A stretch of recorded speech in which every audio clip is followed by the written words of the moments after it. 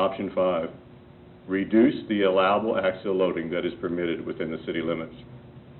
Pros, reducing the allowable axial loads should reduce the damage to our streets. Cons, while some haulers may reduce their loads, some will ignore the changes. As with changes in route designations, it was clear some haulers would take a catch-me-if-you-can attitude. Reducing axial loads could adversely impact local businesses that rely on deliveries. If grocery stores, big box stores, gas stations, etc., could no longer receive deliveries by trucks permitted on the interstate route or by other communities, their costs would increase.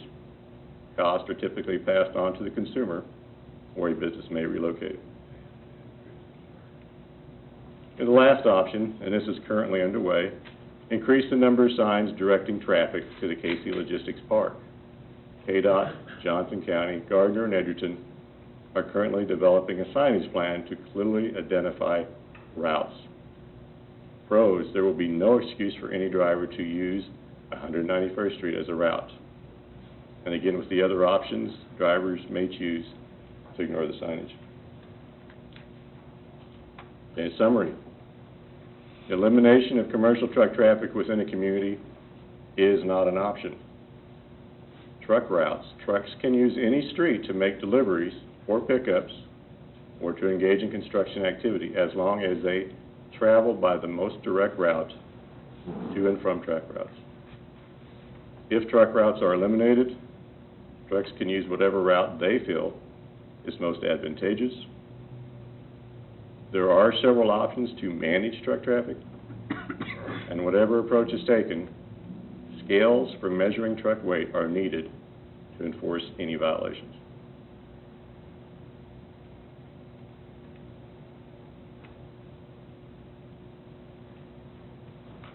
Questions? You only need scales if the goal is to catch people who exceed the weight limits, right? I mean, you don't really need scales to, if you eliminate the traffic on Gardner Road, for instance. I mean, any truck that's found to be on Gardner Road doesn't need to be weighed, it just needs to be ticketed. Is that correct? Right now, Gardner Road is defined as a truck route. Right. So they have a right to be there.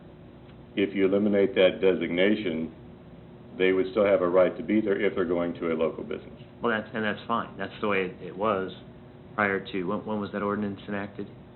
November of 2010 was the last time the ordinance was updated. And that was the recommendation from HDR, was that right? That's correct, to have Center and Gardner as a truck route. They were also the ones, as I recall, to establish the speed limit of 45 miles an hour, which we changed. But that was part of the discussion back in June of the speed limit.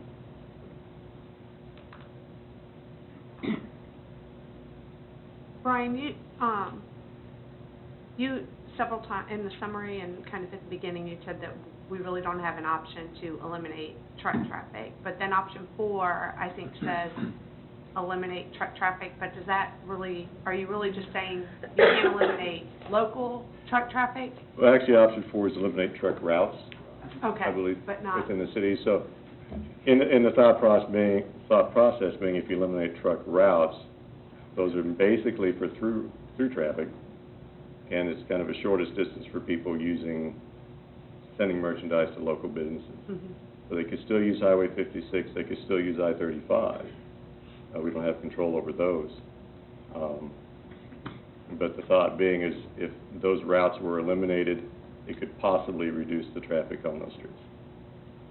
Again, you know, if Casey's on Center or Gardner Road needs fuel or need delivery of goods, they're going to, you know, use the shortest route. Mm-hmm.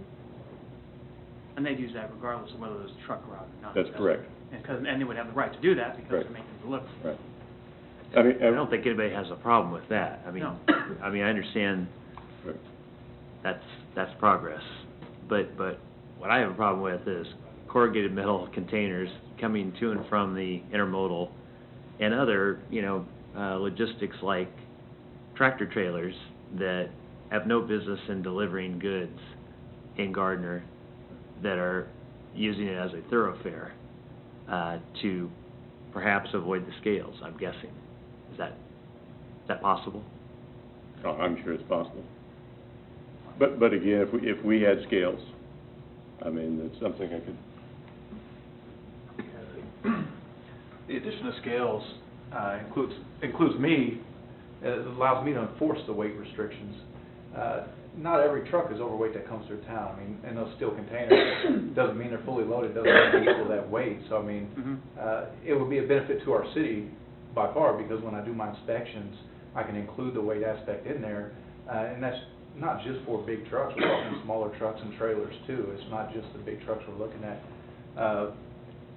Backing up what he says though about eliminating these truck routes, I mean, you're opening up the city on where trucks can go that are delivering to our city. I mean, they want to take a residential street, well, they can take a residential street.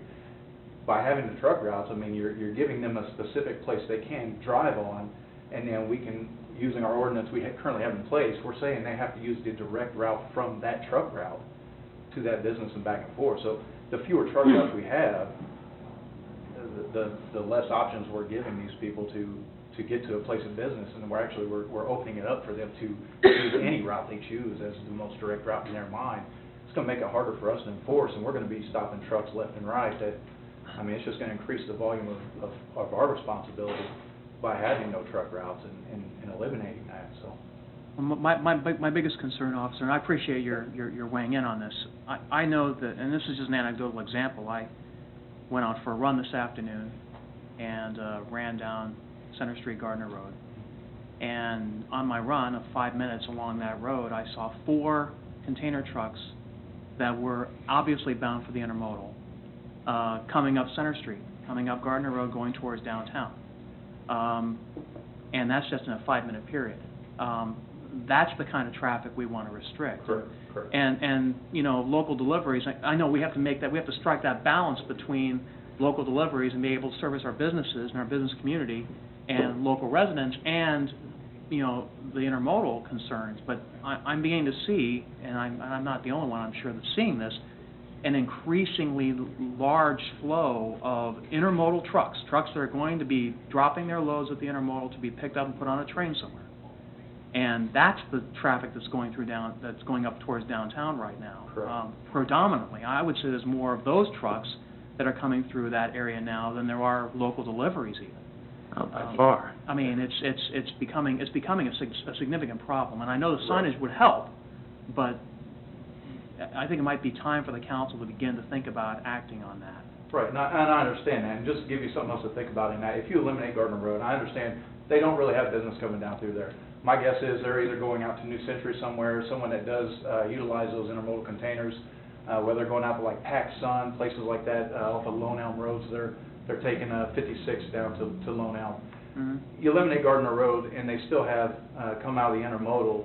I mean, there's nothing to stop them from taking 191st and 56 and still coming right through town.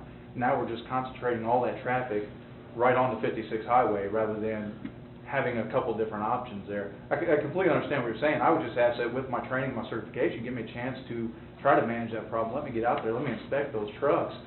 Give me that opportunity. I mean, we haven't even had the program up and running for a year yet, and you know, I haven't really had the opportunity due to our manpower and our staffing being down a little bit. But as we're hiring more officers and we're getting that up, I mean, that's one of the options Chief Cullenberg even talked about, is trying to get me out there more to utilize my certification, utilize my training. Let me stop the trucks, and I can easily find out what they're doing. Hey, where are you going? Why are you using this route? And the more I stop them, that could easily prevent it'd be a solution. It would deter them from using that road because they know, hey, you know what, I'm going to be out there, I'm going to get stopped, I'm going to get tickets. Right now, I'm the only one that can really handle these trucks a whole lot. I mean, there's a lot of technical issues on when you can stop a truck, when you can't.